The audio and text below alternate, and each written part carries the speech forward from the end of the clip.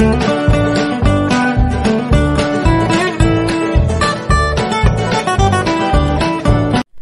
Friends, అందరికీ నమస్కారం అండి. అందరూ ఎలా ఉన్నారు? నేనైతే చాలా బాగున్నాను. మనము ప్రతిరోజు ఈ మధ్య కొన్ని మెడిటేషన్ పాయింట్లు తెలుసుకున్నాం కదా. అయితే మధ్యలో బ్రేక్ చేశాను. ఈరోజు మళ్ళా కొన్ని పాయింట్లు చెప్పుకుందామండి. చూస్తున్న వాళ్ళు తప్పకుండా ఒక లైక్ చేయండి, షేర్ చేయండి, సబ్స్క్రైబ్ చేయండి. ప్లీజ్ ఫ్రెండ్స్, సబ్స్క్రైబ్ చేయకపోతే పోయినారు, లైక్ మాత్రం చేయండి. ఎందుకంటే రిక్వెస్ట్, మరి ఇంకొకరు చూసేదానికి వీలవుతుంది కదా. అమ్మని లేదా ఫ్రెండ్లీగా అనుకుంటే ఫ్రెండ్ని ఎంకరేజ్ చేసినట్టు అవుతుంది కదా. ఇది డబ్బుతో ఖర్చు లేని పని కదండి. అది నేను ఎక్కువ చెప్తుంటే క్షమించండి. అయితే ప్రతిరోజు ఈ మధ్య కొన్ని పాయింట్లు చెప్పుకున్నట్టే ఈరోజు కారణాన్ని నివారణ చేసుకోవాలి ఎలా అనే టాపిక్ మీద మనం తెలుసుకుందాము. కారణము అంటే ఏదో ఒక కారణం మన ముందుకు వచ్చి నిలబడుతుంది. ఎలాగంటే కొన్ని ఎగ్జాంపుల్స్ చెప్పుకుందాము. మన పాటికి మనం ఇంట్లో వర్క్ చేసుకుంటూ ఉంటాము. ఏ ఒక్కరో వచ్చి మనకు సమస్య రూపంలో వచ్చి ఏదో ఒకటి సమస్య ఇచ్చేసి వెళ్ళిపోతూ ఉంటారు.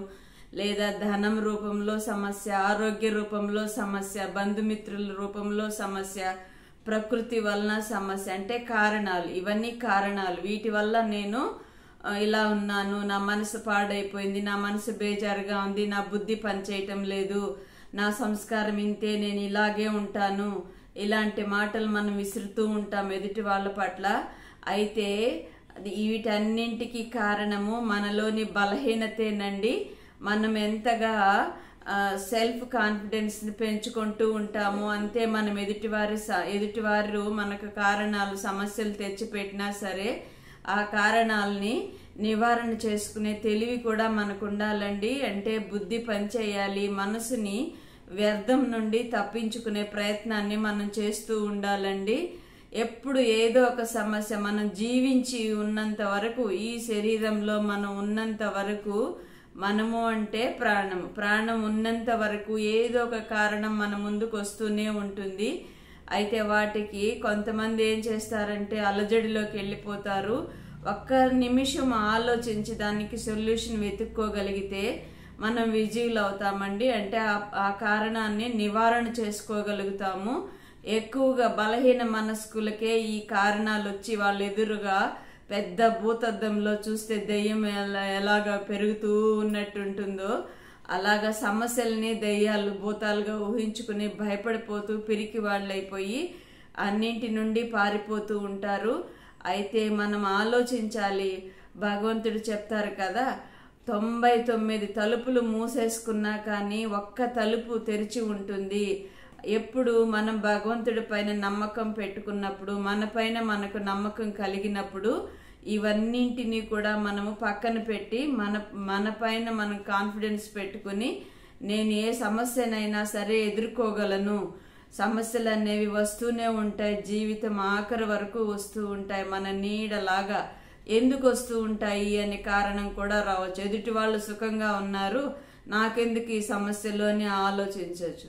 అయితే ఎదుటి వాళ్ళకి మనకు వచ్చిన తర్వాత వాళ్ళకి రావచ్చు, లేదా వచ్చి వెళ్ళిపోయి ఉండొచ్చు, వాళ్ళు విజయాన్ని పొందుకొని ఉండొచ్చు. ఇలా ఎందుకు ఆలోచించకూడదు? నాకే ఎందుకు వచ్చింది సమస్య అంటే, ఇప్పుడు కలియుగం అంతిమంలో ఉన్నామండి. అంతిమంలో కంటే అంతిమంలో ఉన్నాము. ఒకరికి ఉన్నాయి, ఒకరికి లేదు అని చెప్పడానికి లేదు సమస్యలు. ప్రతి ఒక్కరికి సమస్యల వలయంలో చిక్కుకొనే ఉన్నారు. వెనక ముందు అవ్వచ్చు, కానీ ప్రతి ఒక్కరము సమస్యలకి సమాధాన స్వరూపులుగా అయ్యి సమాధానాల్ని మనకు మనమే వెతుక్కోవాలండి. ఎదుటి వాళ్ళు వచ్చి వెతికి మనకి ఇచ్చే స్టేజీ పోయింది. భార్య భర్త కావచ్చు, తల్లి బిడ్డ కావచ్చు, తండ్రి బిడ్డ కావచ్చు, తల్లి తండ్రి కావచ్చు.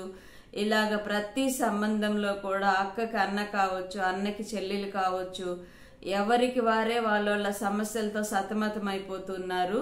అలాంటి పరిస్థితిలో, అలాంటి కారణాల మధ్య ప్రతి ఒక్కరూ నలిగిపోతున్నప్పుడు మనకు ఎలా సహాయపడగలరు? భలే పైకి చెప్పేసినా కానీ అంతిమం వరకు మన కారణాలని నివారణ చేసుకోవడానికి ఉపయోగపడతారా అంటే లేదండి. కనీసం సలహా, ధైర్యం చెప్పే పరిస్థితిలో కూడా ఇప్పుడు ఎవరూ లేరు. కాకపోతే అందరికీ అన్ని సమస్యలకు పరిష్కారాలు ఇవ్వడానికి భగవంతుడు మన జతలో ఉన్నారు.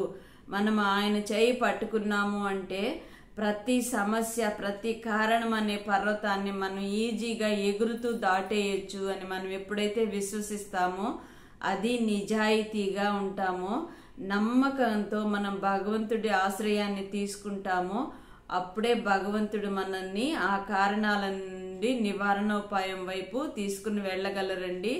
ఏ సంబంధంతో అయినా సరే భగవంతుడిని మనం ఆశ్రయించాము అంటే ఆయన మనకు ఆ ప్రతి కారణానికి సమాధానాన్ని తెలియచేయగలరండి. అయితే మనం నమ్మాలి.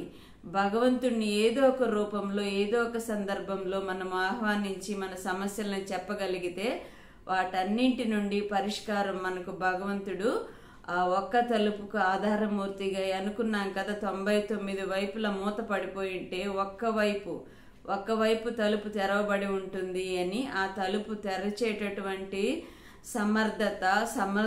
అత్యంత సమర్థుడైన భగవంతుడికి మాత్రమే సాధ్యమవుతుంది.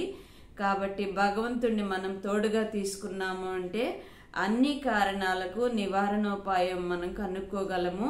అయితే ముందు మనము స్వచ్ఛమైన మనసుతో, బుద్ధితో ఆలోచించగలిగితే ప్రతి సమస్యకి సమాధాన స్వరూపులుగా ఉండగలము. అంటే సమాధాన స్వరూపంగా కాగలము.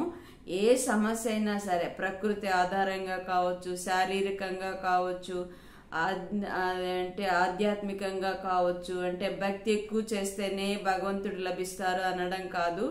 భక్తితో పాటు మనం కూడా భగవంతుడి తోడును నిజాయితీగా నిభాయించాలండి. అలాంటప్పుడే మనకు భగవంతుడి సహాయం లభిస్తుంది.